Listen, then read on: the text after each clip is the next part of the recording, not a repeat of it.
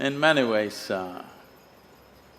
Rama is representative, or we can even say an embodiment of what this culture stands for.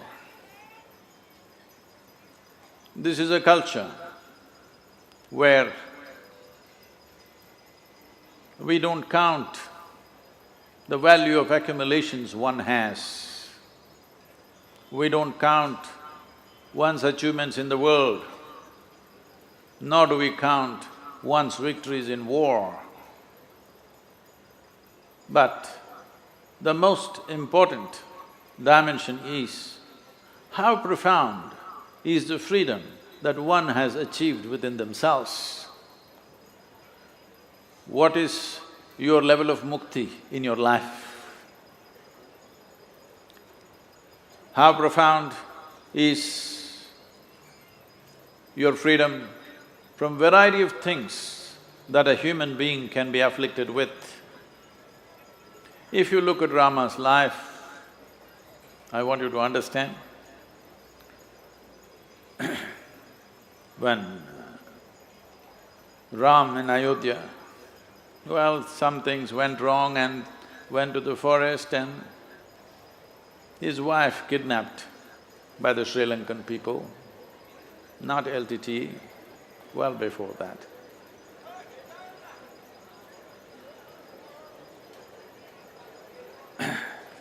And when he started moving south, when he crossed the boundaries or the borders of Andhra Pradesh and Karnataka, we called him Rama. The moment he entered Tamil Nadu, we called him Raman. So when I say Rama, don't get confused.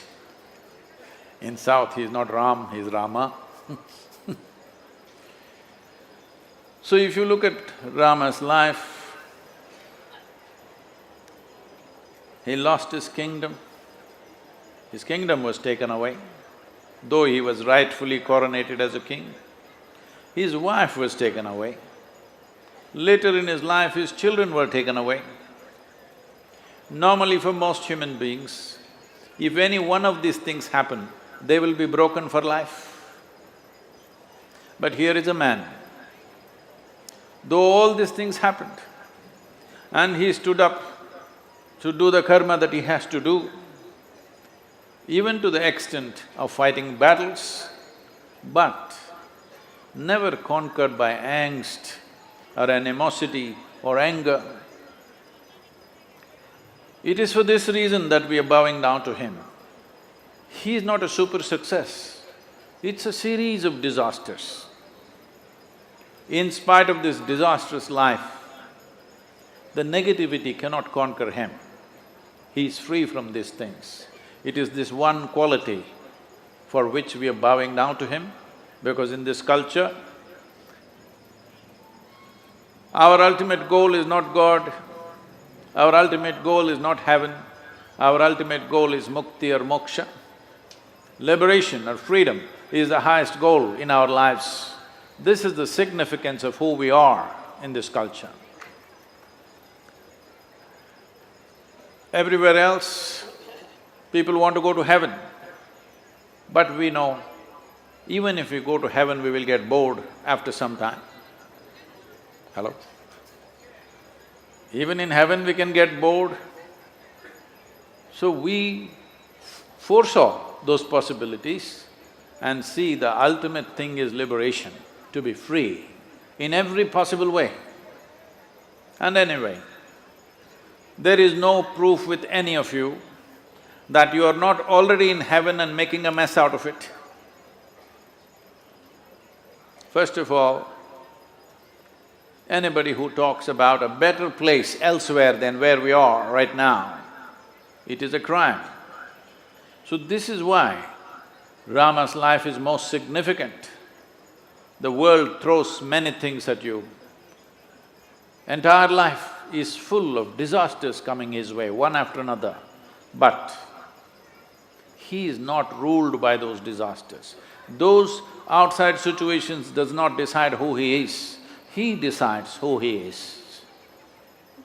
This is the essence of being an ultimate human being.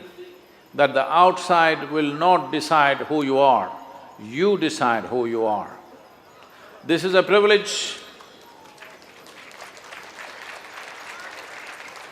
This is a privilege only accorded to human beings. There are many other creatures. Today they say there are over 1 trillion different kinds of life on this planet. Not million, trillion. Of all these creatures, from the smallest to the biggest, for them, they live according to the dictates of their instinct. Instincts of survival rule them. This is the reason why there are wonderful tigers, there are lions in Gujarat, there are elephants in the south. But we did not call a lion being, a tiger being, an elephant being, only you. We refer to you as human being because you are supposed to know how to be. Don't congratulate yourself too soon. You're supposed to know how to be. That means you can decide how to be. We cannot decide what the world will do to us, but we can decide what we do within ourselves. So this is what being means, that you know how to be. Rama is 100% representative of this dimension. He knows how to be. Kingdom taken away, wife taken away. Well, I was in Andhra Pradesh, in a small town called Nellore, with our present vice president on stage with me on that day. A little girl, a 14-year-old girl, stands up and asks me, "Sadhguru, they say Rama walked all the way from Ayodhya to Sri Lanka. Is such a thing possible? Or this is all just a story? Is it really practical for a man to walk from Ayodhya to Sri Lanka?" I said, "See, you are just a 14-year-old girl right now. You will grow up and one day you will find a man for yourself. Do you want that kind of a man? Suppose you are lost, he will walk all the way and look for you. Or do you want a man who will say, okay, she's gone, let me find some local solution for myself? What kind of man do you want?" She says, "I would like a man who walks all the way." I said, "That's what he did." He is a king, he could have found a local solution, but no, his wife is so dear to him that he walks all the way, fights a battle, gets her back. Well, there are arguments these days, but this man is a male chauvinist. Because of his pride or his kingdom or whatever nonsense, he again sent her back to the jungle. This argument came up here in Gujarat in one of your universities when I was part of the Youth and Truth movement. So I asked them a simple question. We are going through various situations in our country. Though this is a nation of great possibilities, we have still kept it as a nation of great problems. Though at one time we were the most prosperous nation on the planet, today we are coming up now, but still a large segment of population is in poverty. When it is like this, would you like a king or a leader of this nation who will place the well-being of his citizens and nation above his family and dear ones in his life?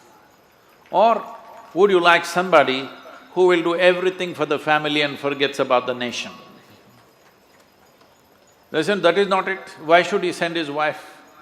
You must understand, when they say a dhobi was speaking about his wife or the queen, a queen is not just a wife.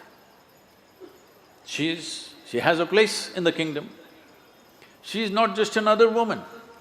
A queen is like a mother to that kingdom. Now, it is not in the story, it may say Dhobi was speaking about it. A Dhobi is speaking means it is general gossip in the town. Everybody is speaking about it. They are wondering, how can she be our queen mother?